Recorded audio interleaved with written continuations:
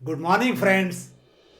हम पढ़ाई कर रहे हों, पढ़ाई पूरी करके किसी कंपटीशन की तैयारी कर रहे हों, कोई नौकरी खोज रहे हों या नौकरी पेशा या उद्यम कर रहे हों, हम सभी लोग कामयाब होना चाहते हैं। लेकिन क्या आपको मालूम है कि हम लोग तब तक कामयाब नहीं हो सकते जब तक हमारा अपना व्यक्तित्व यानी पर्सनालिटी इफेक्टिव ना हो, प्रभावशाली ना हो।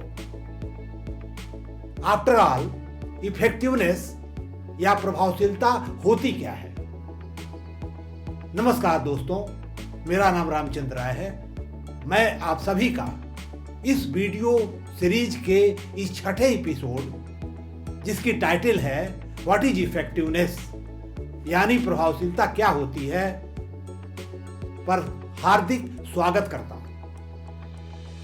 दोस्तों, आज मैं आपके साथ इफेक्टिवनेस के ऊपर चर्चा करना चाहता हूं कि ये कॉन्सेप्ट क्या है, ये अवधारणा क्या है, इसका महत्व क्या है। दोस्तों, इसके पहले कि मैं चर्चा आरंभ करूं, आपसे मैं निवेदन जरूर करूंगा कि इस वीडियो को अंत तक जरूर देखिएगा और देखने के बाद अपने कमेंट करके हमको जरूर बताइए कि आपको कैसा लगा, और इसे लाइक करके अपने दोस्तों में शेयर भी करिए ताकि उनके भी कमेंट हमको मिल सके।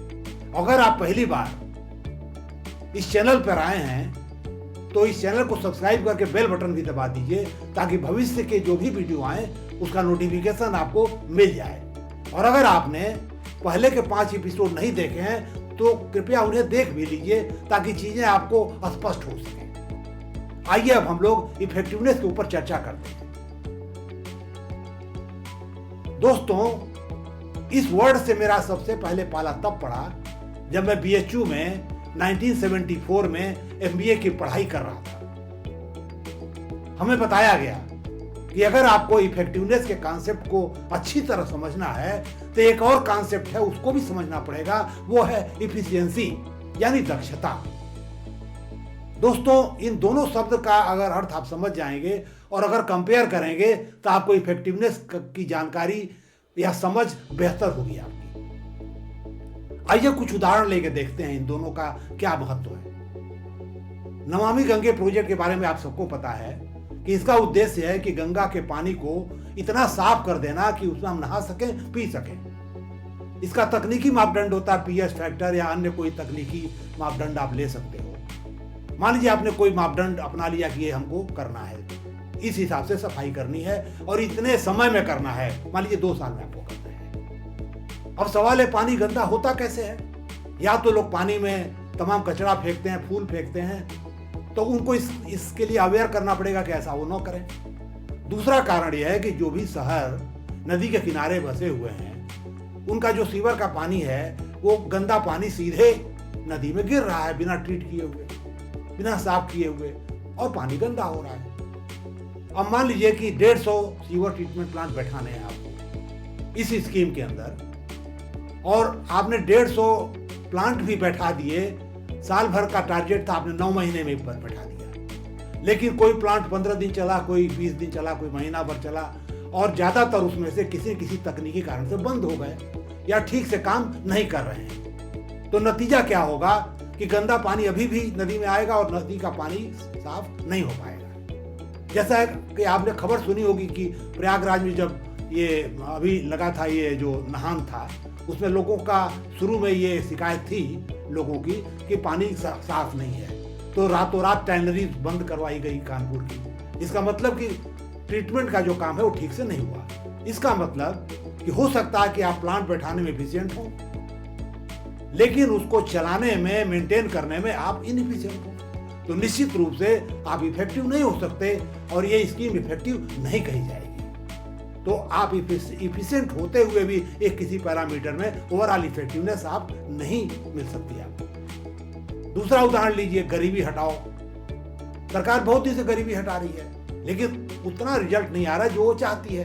कारण क्या है कि तमाम चीजें लोगों को फ्री बांट रही है, गैस है, राशन है, तमाम चीजें दे रही है, लेकिन उनको उस तरीके से, सही तरीके से सक्षम नहीं बना रही है ताकि वो खुद अपनी आय पैदा करके अपनी गरीबी को दूर कर सकें और ऊपर उठ सकें। तो निश्चित रूप से इंडिविजुअल कंपोनेंट एफिशिएंट हो सकते हैं इस स्कीम के, लेकिन ओवरऑल इफेक्टिवनेस नहीं मिल पा रही है जो मिलनी चाहिए।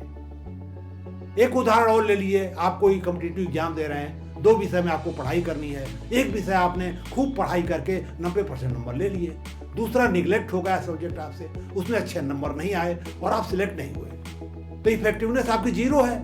एक सब्जेक्ट की एफिशिएंसी बहुत हाई है आपकी, तो क्या फायदा होगा? कोई फायदा नहीं। और अंत में एक और उदाहरण आपको दे देता हूं। मान लीजिए आप उद्यमी हैं, अपने प्रॉफिट को 20% बढ़ाना चाहते हैं।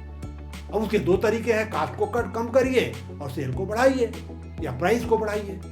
मान लीजिए किसी एक पैरामीटर में आप फेल हो गए, दूसरे में आप इफिशिएंट हैं, आपने सेल बढ़ा लिया, कास्ट नहीं कम कर पाए, तो निश्चित रूप से आपका प्रॉफिट नहीं बढ़ पाएगा और आप इफेक्टिव नहीं कहे जाएंगे।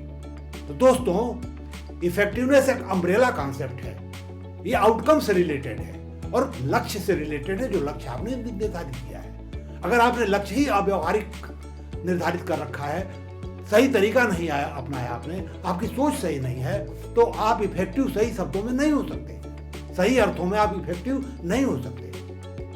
और इसका एक एथिकल एंगल भी है, आप सही दिशा में आपको इफेक्टिव होना है, एफिशिएंट होना है, न कि गलत दिशा में। तो दोस्तों, इन्हीं शब्दों के साथ मैं अपने विचार को विराम दूंगा जहां तक इस एपिसोड का प्रश्न है।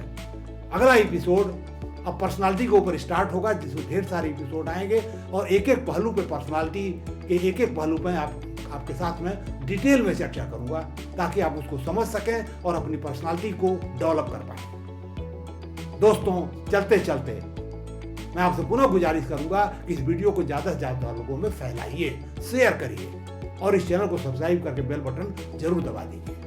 अगले वीडियो तक के लिए शुभ रात्रि। आप खुश रहिए, अच्छा देखते, लिखते और पढ़ते रहिए और अपने व्यक्तित्व को विकसित करते रहिए। बहुत बहुत धन्यवाद।